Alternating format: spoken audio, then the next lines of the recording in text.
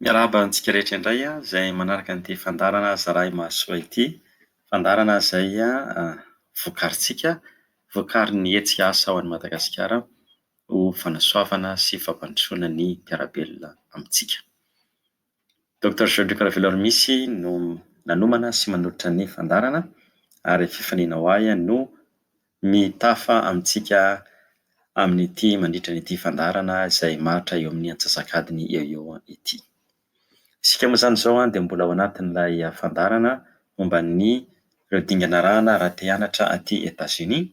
Kanefa moa arak'izay nambarako dia ampahany betsaka amin'ireo dingana ireo no ilaina amin'izay lalam-piofanana ataontsika. Izany hoe na aiza na aiza izany no lalam-piofanana, na aiza na aiza izany isika no hianatra dia ilaina foana izany ireto fahalalana fototra ireto.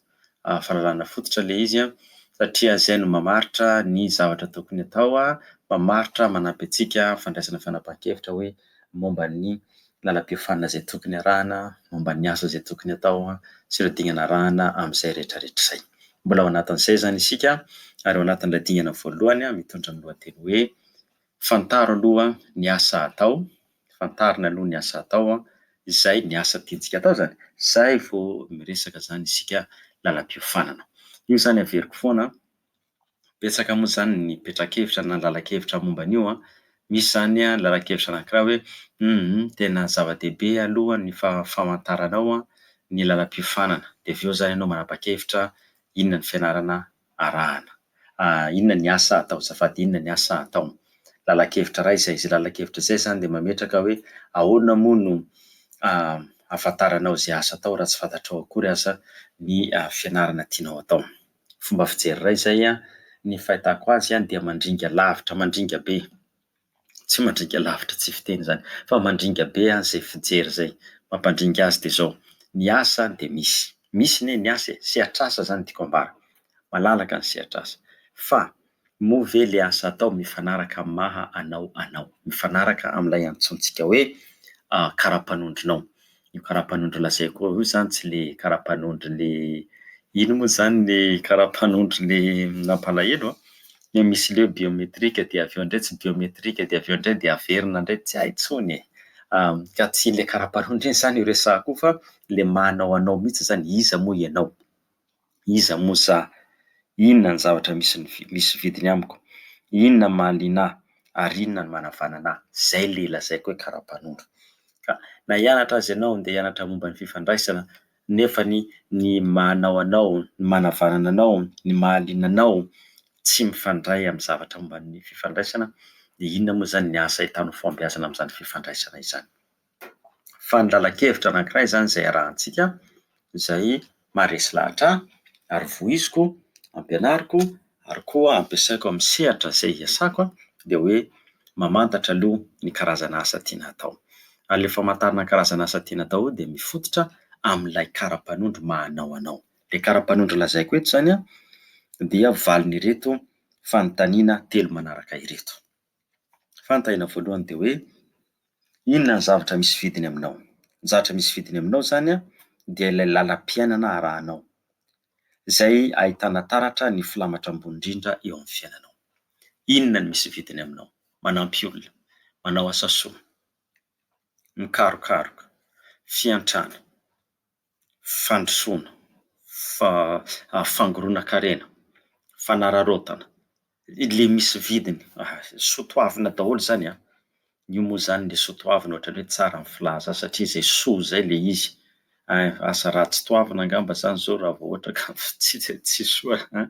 Fa inona izany misy vidiny aminao? Dia ny faharoa, inona ny mahaliana anao? Kara-panondro resahako izany, inona ny zavatra inona avy ny mahaliana anao? Dia ny fahatelo farany, inona ny manavanana anao? Ka rehefa fantatrao ireo momba anao ireo izany no mitondra ny asa, karazana asa tianao atao. Dia miainga rehefa fantatrao izany ilay asa, maninona moa izany ianao no mampianatra?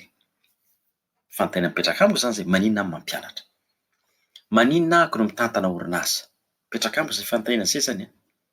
Dia maninona koa no manangana orinasa?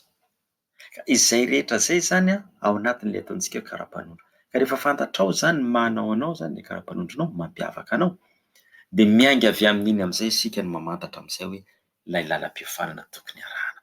fandarana ataontsika omaly zany dia nampiditra lay resaka momba ny lalam-piofanana izay misy ary io lalam-piofanana izay misy io lay azafady tsy lalam-piofanana moa zany sehatr'asa izay misy satria sehatr'asa zany lay asa aloha ny fantarina zay vao miresaka lalam-piofanana zavatra ianarana zany dia nresantsika maro tamin'ny fandarana faha 150 dia nresantsika ireo sehatr'asa enina. Maninona moa le izy no enina?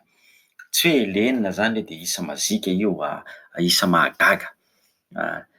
Fito moa zany le voalaza hoe isa masina sy isa feno. Ny antsika indray enina tsy hoe misy zavatra mahagaga ao anatin'io fa ireo sehatra enina ireo zany mba hanamora ny famaritana azy. Ireo sehatr'asa enina ireo ihany koa zany no sehatr'asa ivalam-parana eo amin'ny tsenan'asa. Ireo zany no hita hoe mifanakaiky dia izay no mahatonga azy hoe enina. Io miovaova araka ny firenena io. Ny maro zany ny firenena ao amin'ny sehatrin'ilay fikambana raisam-pirenena momba ny asa no mampiasa an'io sehatra enina io fa misy firenena sasany moa zany tsy mampiasa an'io sehatra enina io. Ka tsy idirantsika lalina amin'iny fa andeha raisika fotsiny ampiasaintsika zany le sehatra enina dia hitantsika omaly zany le sehatra telo. Sehatra voalohany dia ny fambolena, fiompiana, resaka sakafo ary resaka loharanon-karena voajanahary. Ireo ny sehatra anankiray: fambolena, fiompiana, sakafo ary ny loharanon-karena voajanahary. Sehatra faharoa: fandraharahana, fifanakalozana ary fitantanana sy fandaminana. Izay ny sehatra faharoa: fandraharahana, fifanakalozana ary fitantanana sy fandaminana. Dia ny sehatra fahatelo serasera sy ny fifandraisana avolenta. Ireo zany no nresantsika omaly. Anio zany isika dia hamita azy sehatra telo ihany koa, sehatra asa telo. Ho antsika zany izay tsy naharaka omaly dia efa napetratsika ao amin'ilay page Facebook. Io zany ilay azafady tsy page moa zany fa vondrona azafady indrindra. Ilay vondrona boky tare na ilay ntsontsika ihany koa tarem-boky. Boky tare izy raha ohatra ka tena ràna dika teny anglisy zany satria boky moa zany boky fesy tare dia ny dika teny moa matetika rehefa teny anglisy no dika amin'ny fiteny gasy dia mivadika ilay izy zany dia ao amin'ilay boky tare zany satria tare moa zany ny hitanao amin'ilay boky misokatra io. Dia jerenareo zany mivondrona boky tare antsoina hoe Zarahay Mahasoa. Efa nakariko ao zany rakitsoratry ny fandarana faha 150, nakariko ao koa ny rakim-peo ny fandarana faha 150. Izay nresantsika zany ireo sehatr'asa telo ireo ho anareo zany izay tsy naharaka na koa ho anareo izay te hamerina hiaino azy. Ity fandarana ity moa zany dia ararotina mihitsy ho an'ireo zanantsika efa nahazo baka, irariana mba hahasoa azy ireo zany hanampy azy amin'ny fanapahan-kevitra izay ho raisiny. Ireo namantsika izay mbola haka hamerina dia hoy aho hoe averiko ilay teniko omaly mampalahelo ny tsy afaka fa tsy atao mahakivy zany. Za zany dia efa avy tsy afaka ary efa namerina fanadinana. Io moa zany aloha tsy baccalauréat fa efa namerina ary efa avy tsy afaka fa ny antsika zany ilay tanjona farany ihany. Aiza moa zany inona ilay tanjona? Fanatrarana an'iny zany. Eny an-dalana eny misy ny solafaka fa miarina aiza ve dia solafaka ianao dia karaboka tsy hitraka intsony, tsy hitsakitsahan'ny olona avy eo? Mitsangana tsika, mitsangana ka mitsangana tsika dia mandeha indray tsika, mandeha indray tsika. Ny ankamaroantsika fahitako azy tsy taranaka olona manana tombotsoa manokana. Dia vao mifoha maraina izy dia efa voafaritra avokoa ny momba azy rehetrarehetra dia aterim-potsiny ny zavatra rehetra ilainy. Ny ankamaroantsika tsy izany ka, ny tena aok'izao dia tsy izany mihitsy. Fa izao afaka mahomby tsara mihitsy ary izay no anaovantsika itony fandarana itony mba hifampitarihana, mba hifanampiana, mba hifampitsinjovana, mba ahombiazana rehetra. Efa tsy mety intsony ity ilay fanararaotana sy fanambakana atao amintsika ity tsy mety. Dia ity zany anisan'ny fandraisana andraikitra amin'izany mba tsy hisy intsony ny fanararaotana ny fandrebirebena antsika fa isika zany mandray an-tanana ny ho avy. Mety hoe miadana na mety lavitra ezaka fa mahomby io ka. Mahomby io. Misy tanora anankiray izao vao nanoratra tamiko naneho fankasitrahana ity fandaharantsika ity. Lavidavitra any ilay izy eto manoloana an'ilay tarem-boky amin'ilay boky tare manko azo lavidavitra any ilay vao hitako izy io vao nalefany tamiko. Tena misaotra mihitsy ilay tovolahy. ny amin'ny tombontsoa azony amin'ny fandarana.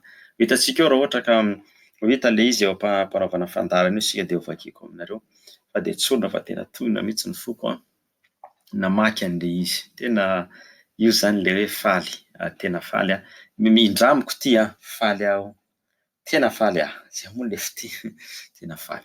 Ka ny antony zany iresahantsika an'izay rehetra izay dia mba hanamafisana foana zany ilay lalana hoe lalantsika zany dia izao hoe fantaritsika inona ny asa tiantsika atao, dia efa fantatsika zany ilay asa tiana atao, zay zany isika vao miverina amin'izay mitady zany ny lalam-piofanana. Vitantsika zany le lalana ilay sehatr'asa telo dia izao indray zany ho ataontsika ny sehatr'asa telo tapany faharoa zany, satria enina zany ireo sehatr'asa telo ireo sehatr'asa izay azontsika hidirana eo amin'ny sehatry ny tsenan'asa. Ka inona ary no sehatr'asa fahaefatra? Ny telo efa voatalizako teo.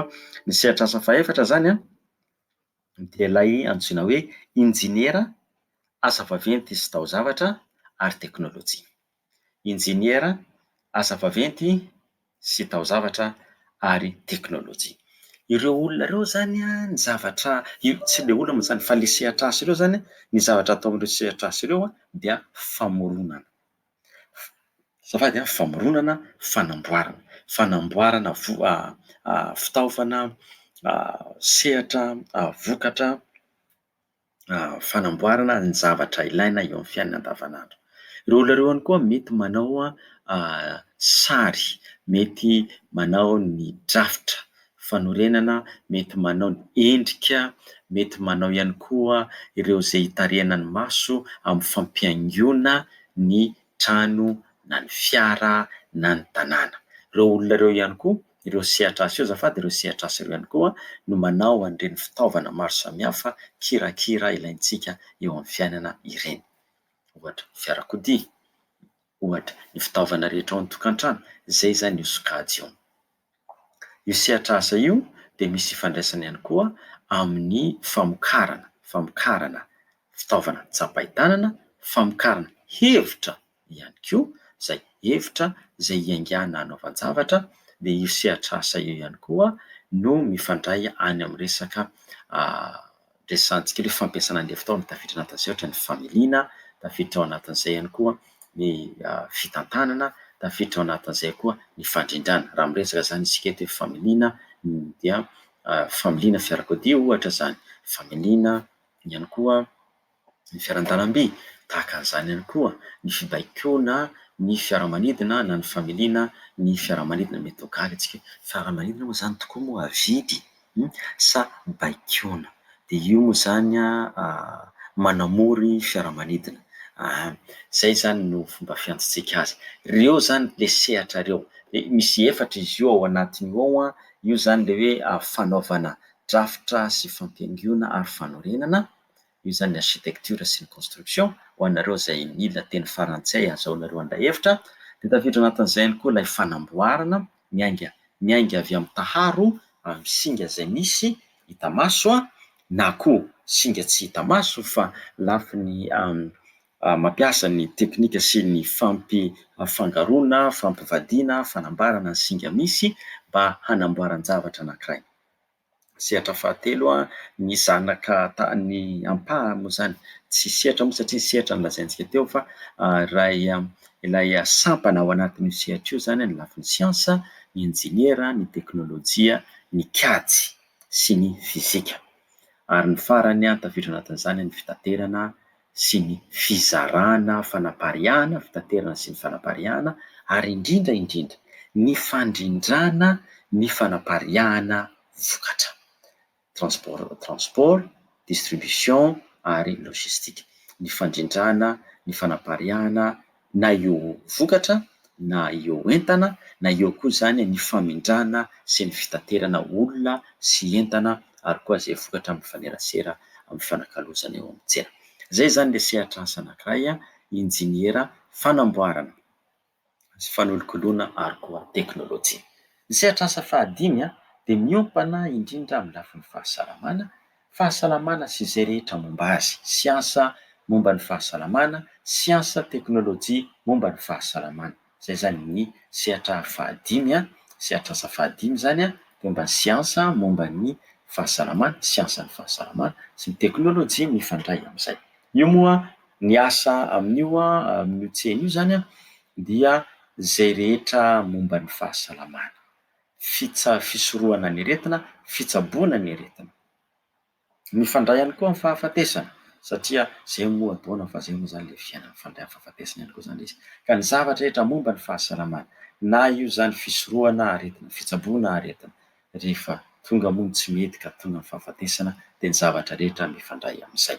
Be dia be ny asa ao anatin'izany tafiditra anatin'izay ny asa any amin'ny hôpitaly, tafiditra amin'ny toeram-pitsaboana, ny any amin'ny birao, tafiditra any amin'izay koa any amin'ny fijiriana ny aretina sy ny lafiny rehetra fanaovana fanafody. Tafiditra ao anatin'izay ihany koa ny toerana mety hiasana amin'io any amin'ny toeram-pitsaboana ho ato eo, fa misy koa any amin'ireny sehatra fitaterana goavana tahaka ny any amin'ny fitaterana an-dranomasina izay manana toeram-pitsaboana, misy toeram-pitsaboana ao anatiny izy ireny. Indrindra ireny le fitaterana goavambe ireny satria mahazaka olona anarivo ny anjato ny anarivo ny zareo zany. Ka ny lafin'ny fahasalamana ity zany tena feno mihitsy ao anatin'ny siansa iray manontolo anatin'ilay sehatra, tafiditra anatin'izay ny fampianarana ny fahasalamana, fanaovana fikarohana amin'ny sehatra ny fahasalamana. Zay rehetra izay dia tafiditra anatin'ny hoe fahasalamana sy siansan'ny teknôlôjia io. Tafiditra anatin'io ihany koa anatin'ny fahasalamana io ny lafiny resantsika momba ny fikarakarana ny toe-batana. Fikarakarana ny toe-batana zay tonga ihany koa tonga antsika ho salama. Tafiditra ao anatin'io ihany koa ny fitantanana ny lafin'ny fanatanjahantena, fandrindrana ny fanatanjahantena, fitantanana momba ny fanatanjahantena. Tafiditra ao anatin'izany ihany koa ny sehatry ny fahasalamana raha miditra lalindalina isika raha atao tsy hoe lalina mazava fa ohatran'ny hoe misandrahaka mazava dia fitsaboana araka ny ambaratongana ny karazany misy, fitsaboana nify ohatra, na koa ny mpitsabo mpanampy, na koa ny mpampiteraka ireo mpampivelona, ireo rehetrarehetra ireo zany ao anatin'izay sehatra izay. Zay zany aversika kely izy ny resantsika maloha dia misy sehatra enina dia ny sehatra telo vita mary fambolena, fiompiana, sakafo ary loharano-karena voajanahary. Fitantanana loharano-karena voajanahary, izay ny sehatra voalohany. Sehatra faharoa, fandraharahana, fifanakalozana ary fitantanana sy fandaminana. Sehatra fahatelo, resaka serasera sy fifandraisana avolenta. Sehatra fahaefatra, injiniera, asa vaventy sy taozavatra ary teknôlôjia. Dia ny sehatra fahadimy zany dia ny fahasalamana sy ny siansa teknôlôjika mifandray amin'izay. Ny fahaenina farany dia asa miompana amin'ny fiainam-bahoaka sy fiarahamonina.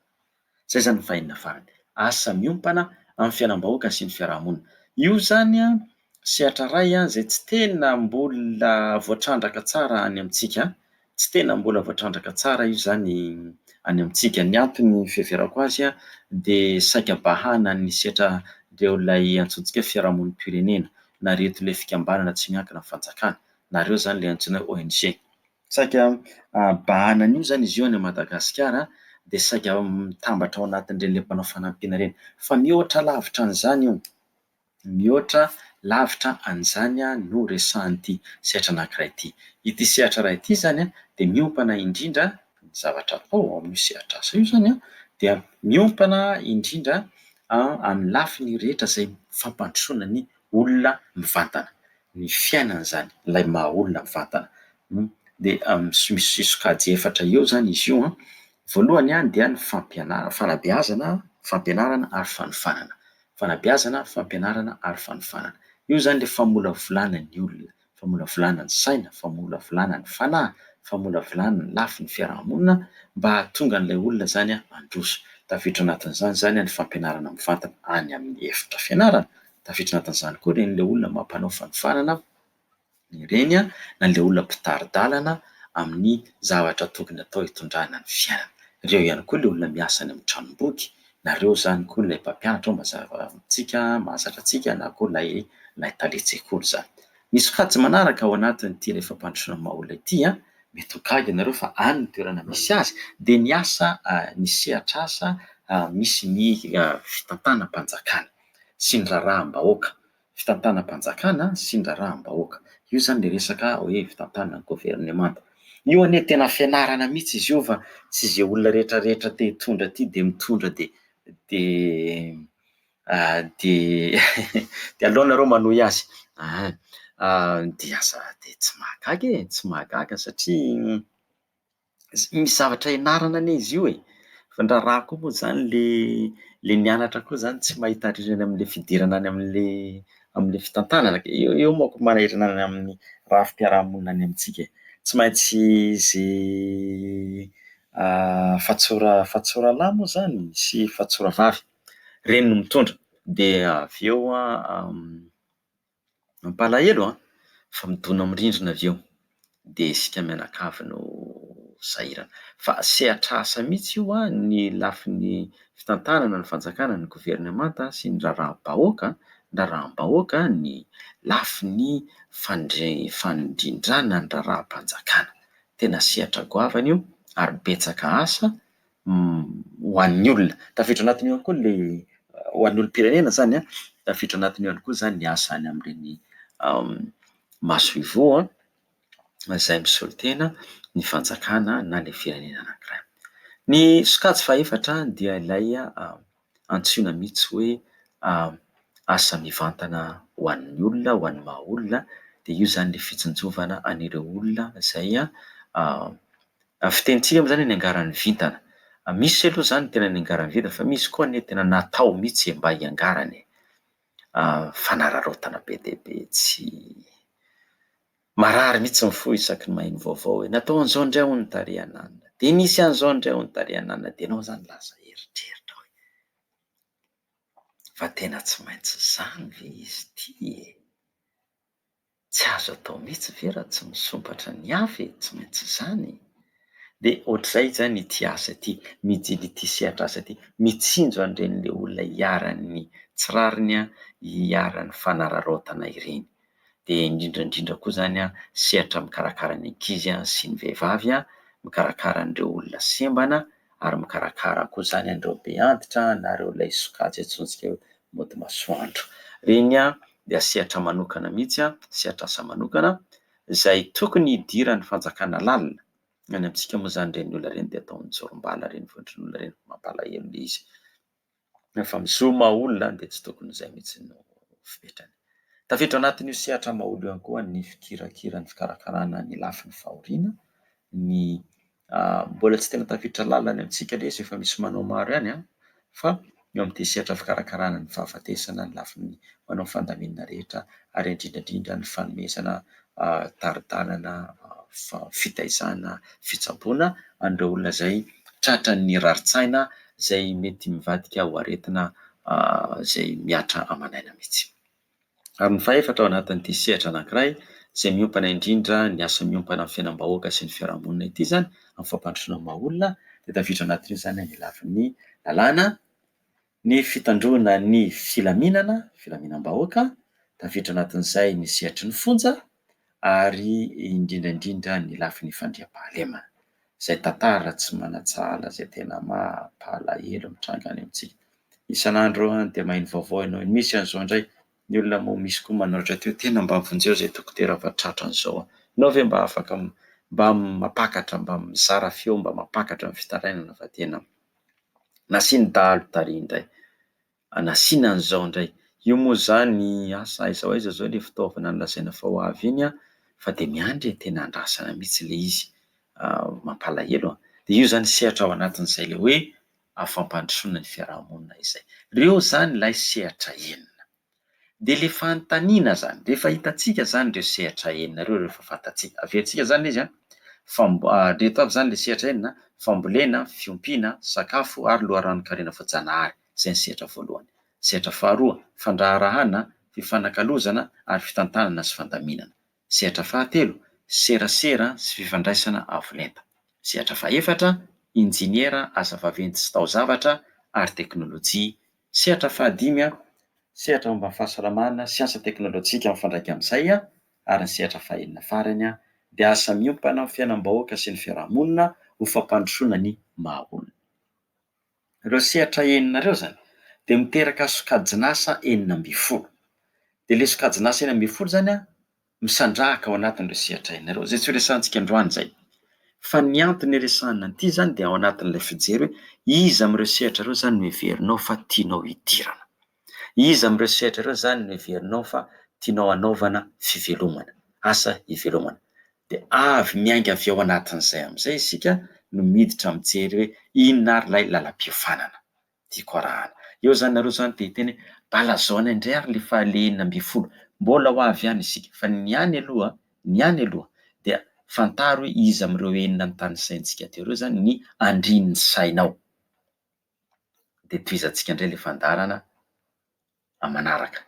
Rapitso zany am'lakamisy. Anontanitsika indray inona indray zany ny dingana, inona indray zany zavatra tsara fantatra fa misy sehatra misy ilay ao am'ilay sehatra zany de misy ilay sokajinasa zany ateraka ao ambanin'ilay sehatra ireo sehatra ireo zany. Ny ilaina zany zay ahafahana mba hanampy antsika am'izay taritarana am'ilay famantarana an'ilay lalam-piofanana. De zao ny ho resahantsika am'lakamisy tsy resaka an'le enina amby folo avy hatrany ahako fa ny ataontsika am'lakamisy zany de ahoana ary no ahafantarana hoe aiza am'ireo sehatra ireo ary zao no tokony hisy ahy. Misy zany le faniriana za zao ohatra de ho mpitsabo. Fa moa ve za mahafeno an'izay sy tena tokony ho mpitsabo tokoa ve aho? Misy koa zany dada sy neny, ny dada sy neny zany manana faniriana am'le zanany. De le zavatra matetika ilay izy zavatra tsy vitan'ny dada sy neny, le zaza no asainy manao anazy. Eo koa zany dada sy neny koa zany mahita an'le mpifanolo-bodirindrina, mahita an'ilay raitam-po, mahita an'ilay havana, mahita ny hafa, mba iriko ohatran'izany ny zanako. De ino no asaina atao an'le zaza? Zao aloha marihako tsara fa tsy natao hampifanolana ny dada sy neny sy ny zanaka ty fandaharantsika ty. Tsy natao hampifanolana fa hifampizarana mba hifanampiana ary hitarian-dalina satria dada sy neny koa na de ho aza ny faniriana, mino aho fa dada sy neny rehetrarehetra de mijery izay mahasoa ny ho avin'ny zanany. Ary tafiditra anatin'izay le mahasoa zay, nisy in'ilay dinidinika mba tafitrano, firesadresaka, fampiresahana, fandresan-dahatra hoe inona no hita fa tena mahasoa an'ilay zaza, araky ny hevitra dada sy neny fa aza adino fa lay zaza koa de manana ny eritreriny. Ny eritreritra nefa tsy ampy. Misy zavatra hafa mila fantarina alohan'ny anapahana ahitanao zany hoe inona zany le sehatra asa tena mety aminao. Ka zay no ataontsika am'lakamisy zany. Ho resahantsika am'izay zany lazaiko hoe inona le karapanondro, iza moa zany za ty, iza marina moa ianao, iza marina moa aho, iza marina moa ity izaho. Zôvy manao, azôvy, iza manao ty, iza. Ka ny ataontsika zany androany rehefa ty zany mba raisinao kely ty misy fandahina telo zany efa saintsaino dinio lalina androany tontolo. De raha ampitso rehefa manohy zany isika de ho hitanareo ao hoe ohatran'izany ôkôkan'izany moa le ohatrohatran'izany ôkôkanahy, mitovitovy amiko zany. Io moa le hiran'ny Losify iny za juste zao ozy. Ohatrohatr'izay zany io resaka ataontsika am'lakamisy io. Ka reto zany le fanontaniana telo mila valiana. De fa omana ihany raisinao ty reto le fanontaniana telo. Voalohany, inona avy ireo zavatra misy vidiny aminao? Inona ny zavatra misy vidiny aminao? Le zavatra misy vidiny zany de le lalam-piainana, ny zavatra mibaiko amin'ny fiainanao. Ohatra zao araky ny efa nolazaiko tary aloha, manao soa, manao ratsy. Ozy nareo ohatry dokotera zao koa za de angamba ny olona de natao tena misy olona mihitsy le zany tena mahafinaritra anazy io le atao hoe fotsy varavarana. Aleo hijanona an'izany tsy mety. Fa zao hoe inona zany ny soatoavina, inona le zavatra tena omenao lanja lanjany eo amin'ny fiainanao raha resaka fomba fiaina. Faharoa, inona ny zavatra mahaliana anao? Inona avy ireo zavatra mahaliana? Zany hoe ianao zany rehefa manao azy dia tsy mahatadidy lera, tsy mahatadidy sakafo, tsy mahatadidy olona. Inona ny zavatra mahaliana anao? De ny fahatelo, inona ny zavatra manavanana anao? Le zavatra manavanana de hoe inona ny zavatra tena hitanao mahomby ianao na tany am-pianarana na amin'ny ianao zao na inona ny lazain'ny olona fantatrao fa ahombiazanao. Reo le fanontaniana telo. Inona ny zava-misy vidiny aminao? Zavatra manan-danja aminao zany, zavatra zay hitanao hoe rehefa manao an'izay ianao de tinareo zany aika olombelona, tena olona. Inona izay? Faharoa, inona ny zavatra mahaliana anao zay ahitanao fifaliana zany ny fanaovana azy ary hitanao mihitsy koa fa adininao ny ora, ny sakafo, ny hafa rehefa manao azy ianao.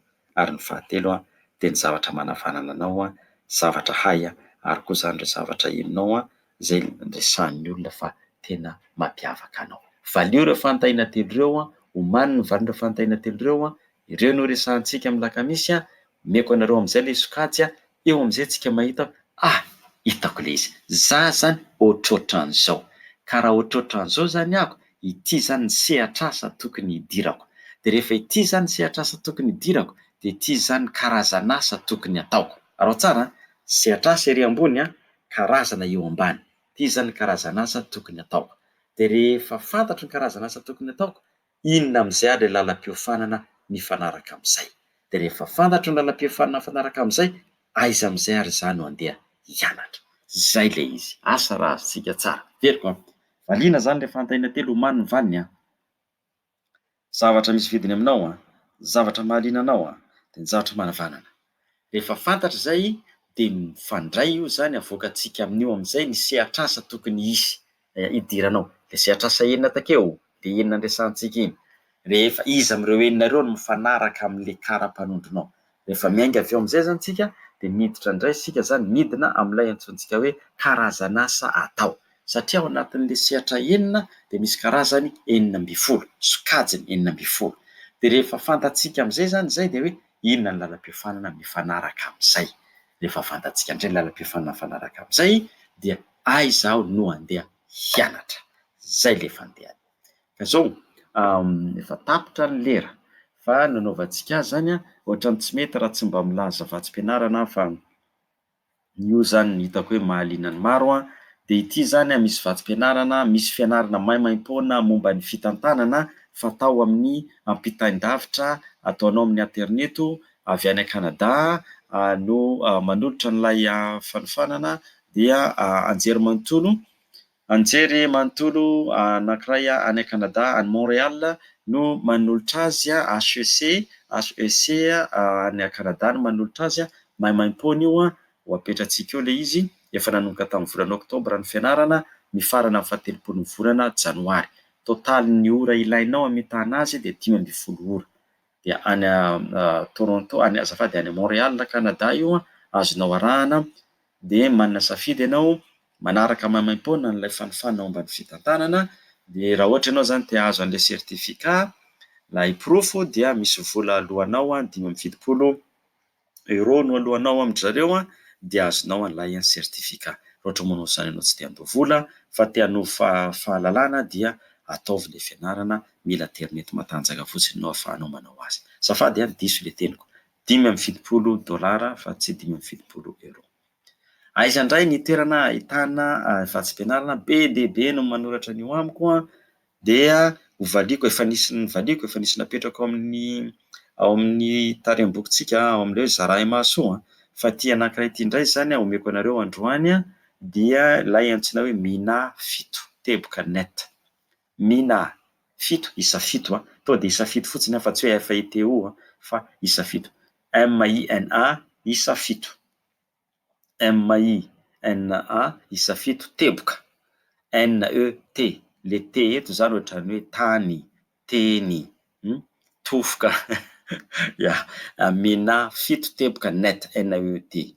Dia io zany no idiranareo de misy an'ilay tsipika mandry de type grants tsipika mandry. Averiko MINA isa 7 teboka NET tsipika mandry.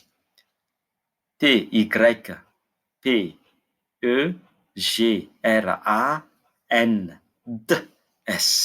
Zay moa izy DS. Averiko Mina 7 teboka net NET de tsipika mandry type grants zany hoe TYPEGRANDS.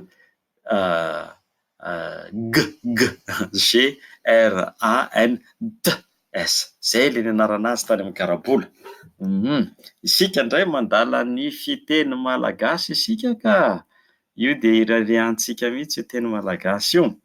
Misy moa zany manoratra teo mba ataovy teny frantsay ihany fa tsy azonay dia ozy aho hoe alao ataontsika teny malagasy foana ka manan-karena ny tenintsika ary raha isika izay nianatra no manao tsinontsinona ny teny malagasy dia iza no hamelo maso anazy ity? Iza no hamelo maso azy? Nen'olona aza karakarainy tsara, ny anao indray andeha ho ariana sy atao fangarovoraka amin'izao karazam-pitenenana hafa izao.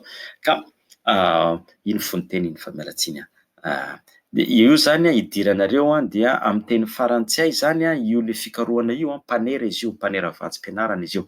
Amin'ny teny frantsay misy resaka vatsim-pianarana ao misy resaka vola manokana ianarana fotsiny fa tsy mandritra taom-pianarana, misy resaka seminera, misy resaka fanaovana fikarohana, fampahafantarana voka-pikarohana, misy fifaninanana, misy fiarah-miasa, misy loka, misy fifanakalozana ara-kolontsaina, maro dia maro ny zavatra ao.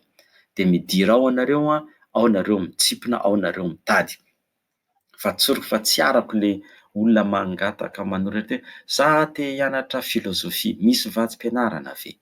Mba tsy hataraiky anao dia midira amin'io, efa roa izay no nomeko misy jereo amin'ilay facebooktsika fa efa misy ao, fa ity koa izany anankiray amin'ny teny farantsay io no ilainareo be dia be mangataka tsy mba misy teny farantsay mihitsy ve ramose? Dia io zany amin'ny teny farantsay afaka mijery izany nareo.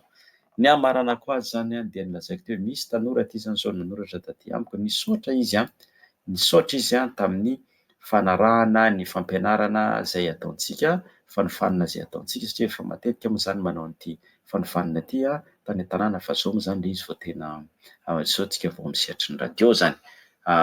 Afiry moa ity andro ity aloha izaho ity variana be, oe efa mahery 9 minitra ny atsasakadiny.